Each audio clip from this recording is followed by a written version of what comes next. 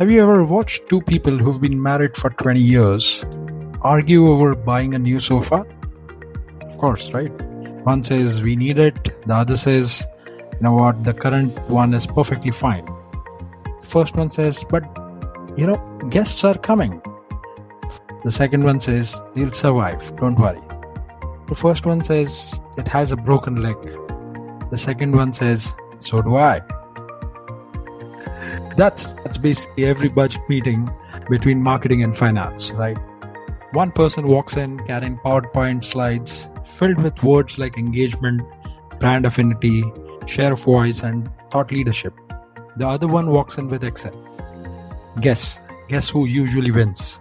Of course, the one with an Excel. Welcome to another episode of Mindful Minutes. I'm Tanay Sarpotdar, and today we're talking about perhaps the oldest corporate rivalry after sales versus marketing. Of course, it's the CMOs versus the CFOs. Only this time, AI may be finally playing the marriage counselor here. Yes. So what I think is we've been fighting the wrong battle over the years. I've attended, enough budget meetings to notice something really funny. Marketing usually asks, we need another 50 lakh or 1 CR or in millions or whatever. Finance says, for what? Marketing replies, growth, what else? Finance says, what kind? Marketing says, good growth. But that answer is not exactly confidence inspiring.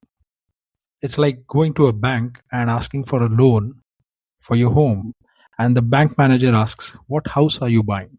And you reply, you know what, I don't really know yet, but it'll be beautiful. You know the answer. You'll be politely shown the exit, right? So yet, marketing has somehow survived using exactly this logic for decades.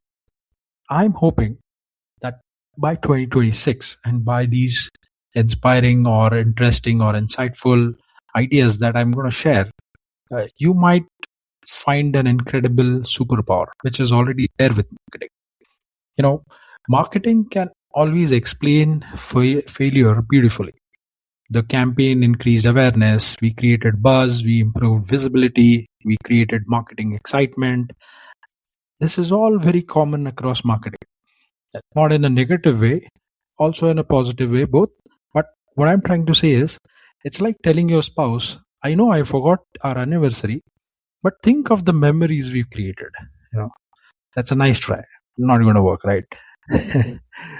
Okay. What I'm trying to say is the CFO isn't a villain.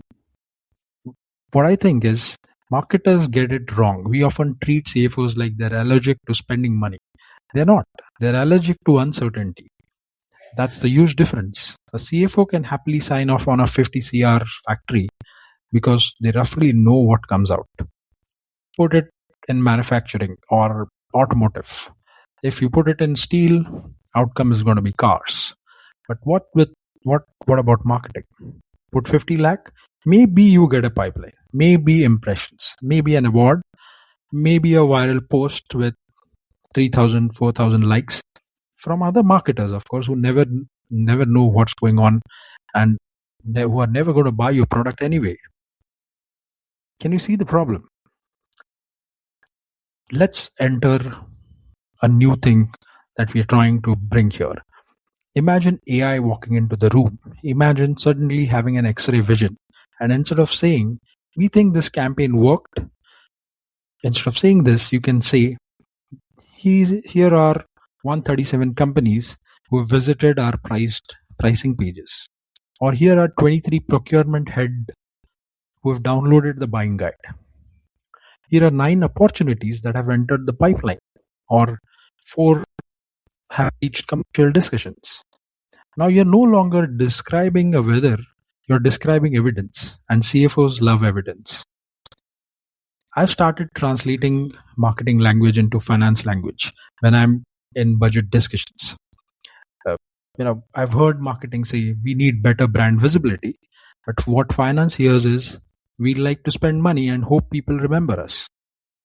When marketing says we need better content writers or better content, Financiers, more PDFs.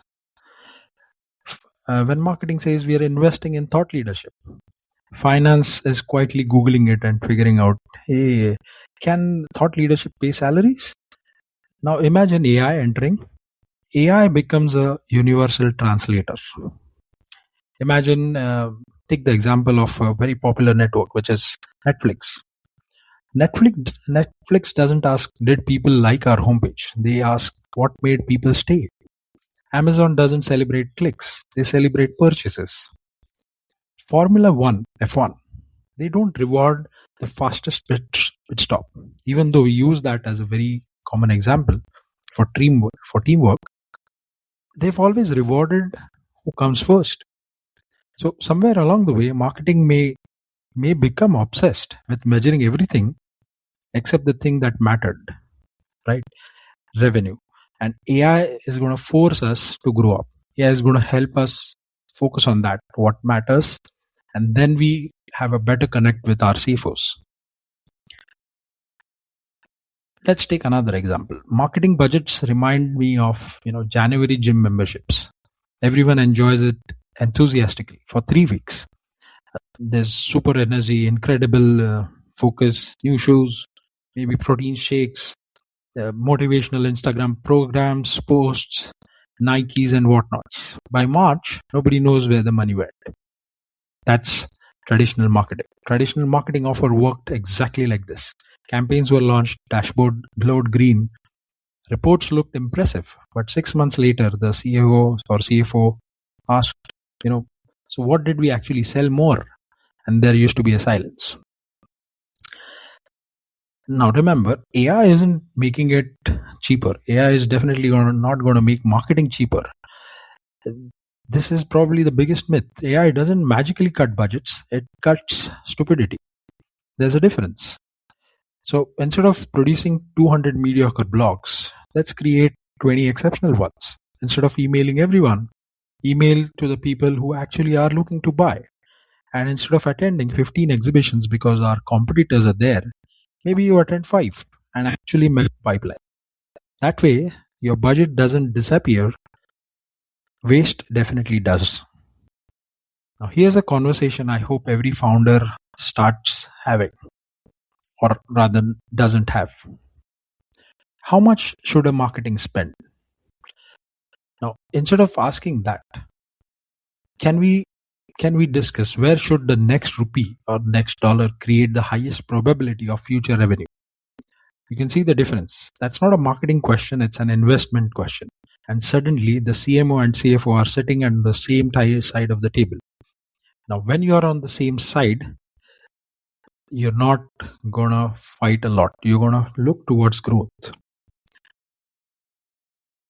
When I mentioned AI earlier, I'm not putting AI into a place where it's going to replace your trust. AI cannot calculate the judgment. It can tell you the probability. This campaign has a 83% chance of success.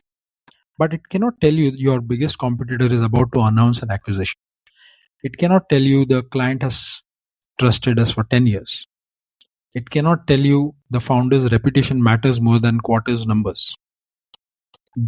Business is still wonderfully human, right? So AI is simply going to give us better headlights, but we still have to drive. On that, let's look at how an AI can create a greater impact. Or maybe the greatest impact AI will have on marketing isn't better control or faster campaigns or even smarter automation. Maybe it's ending the longest Cold War in corporate world. Marketing finally has data, finance finally has visibility, and together both of them can stop arguing about budgets and start investing in growth. Because that's the truth. Best CFO doesn't reduce marketing spend, they increase confidence, and the best CMO doesn't ask for bigger budgets always, they earn their bigger investments. So if this episode made you smile or reminded you of that one budget meeting where someone proudly presented a chart with 17 colors and absolutely no answers, please do share it with them. They'll either thank you or stop inviting you to budget meetings. And Either way, you'll have made an impact. Until next time, this is Tanay Sarpotdar. This is Mindful Minutes. And remember, AI may write your campaign, but only trust can approve the budget. Thank you. See you in the next episode. Bye-bye.